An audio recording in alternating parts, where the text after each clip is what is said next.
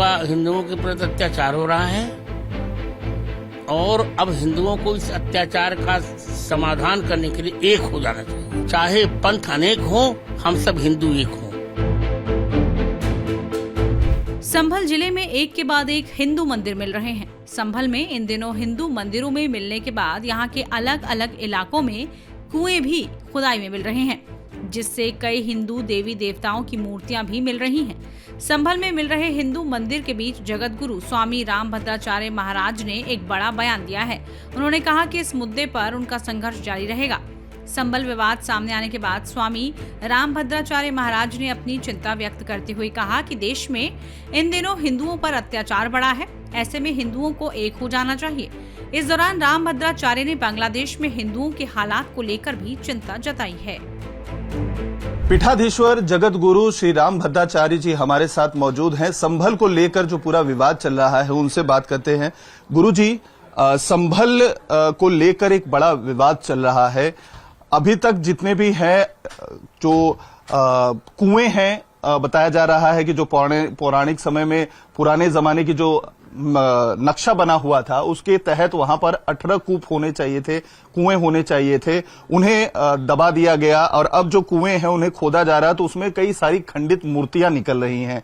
ये भी कहे जा रहे हैं कि एक जो मंदिर था करीबन 46 साल तक बंद था, उसके बाद जब उसे खोला गया तो उसमें हनुमान जी विराजमान दिखाई दिए। आप इस घटना को किस तरीके से देखते हैं, क्योंकि हिंदू बड़े पैमाने पर वहां से पलायन किए थे? मैं यही देख रहा हूं कि हिंदुओं के प्रति अत्याचार हो रहा है और अब हिंदुओं को इस अत्याचार का समाधान करने के लिए एक हो जाना चाहिए।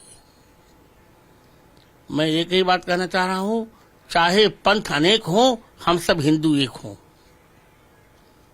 संभल की घटना बहुत पहले से हृदय विदारक है और संभल ही नहीं, कहां कहां नहीं घटनाएं हुई आप बताइए। सब घटना हो रही है, बांग्लादेश में घटना हो रही है, पश्चिम बंगाल तो लगता है कि मानो विदेश ही हो गया है, हमारा ही नहीं।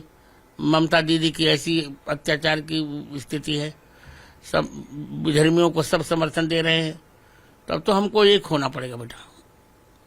इस बार ये तो कहो कि महाराष्ट्र में हमने बहुत अच्छा किया है और मैं बहुत उत्साहित हूँ इससे। ने इसी महाराष्ट्र में पालघर की घटना देखा आपने, उद्धव ठाकरे के शासन में एक निर्मम साधुओं की हत्या की गई यहाँ।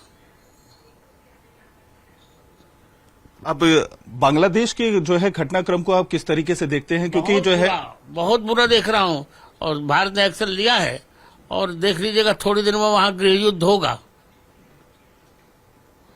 लेकिन हमले तो अभी भी गुरुजी वहां पर सरकार की कोशिशों के बावजूद खत्म नहीं हो रहे हैं। अभी कल ही जो है तो ये 3 मंदिरों को तोड़ा गया है, मंदिरों को खंडित किया गया, मूर्तियों को खंडित। अब कुछ सरकार राजनीतिक ढंग से सोच रही है, अब हिंदुओं को ही सोचना पड़े, सरकारें क्या सोचेंगी, अब हम लोग सोचेंगे।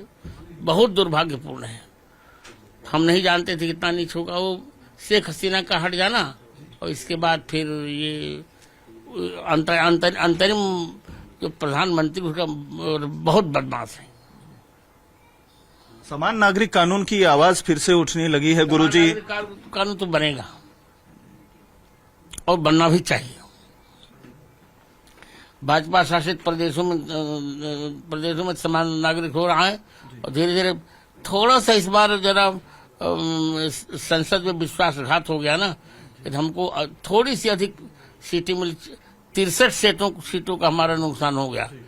नहीं तो इस बार आप देखिए, इस बार जो संसद चला कोई कामकाज नहीं, हंगामे। और राहुल गांधी की हरकतों ने तो सभ्यता की सीमा को भी तोड़ दिया। आरएसएस प्रमुख कहते हैं कि राम मंदिर जब से बन गया है तो कुछ लोग जो है हिंदुत्व का झंडा लेकर नेता बनने की कोशिश कर रहे हैं। ऐसे लोगों को जो है अपने ऊपर नियंत्रण रखना चाहिए। इसको कैसे देखते? उनका बयान अदूरदर्शी, मैं कह रहा हूँ अदूरदर्शी। वो मेरे मित्र भी हैं, मुझसे अवस्था में 6 महीने छोटे भी हैं, पर उनका बयान अदूरदर्शी है। ऐसा कुछ नहीं हो रहा, कोई हिंदू नहीं बनना चाहता। अब हिंदू अपनी बात तो कहेगा ही कहेगा। सभी संघ से शासित थोड़े होंगे। संघ पर हमारा शासन होना चाहिए। संघ को कौन होता हम पर शासन करने वाला? हाँ जी, अब और लोग जल्दी दिए, समय बहुत कम लग रहा। तो ये थे जगत गुरु, जिनका साफ तौर पर कहना है कि संघ का आदेश मानना जरूरी नहीं है, संघ हमारे लिए नहीं है, हम संघ के लिए हैं। और खास तौर पर संभल की जो घटना है वो बेहद दुखद है, और जो कुछ भी हो रहा है, हिंदुओं पे अत्याचार हो रहा है, अब जरूरत है सभी हिंदुओं को एकजुट होने के लिए।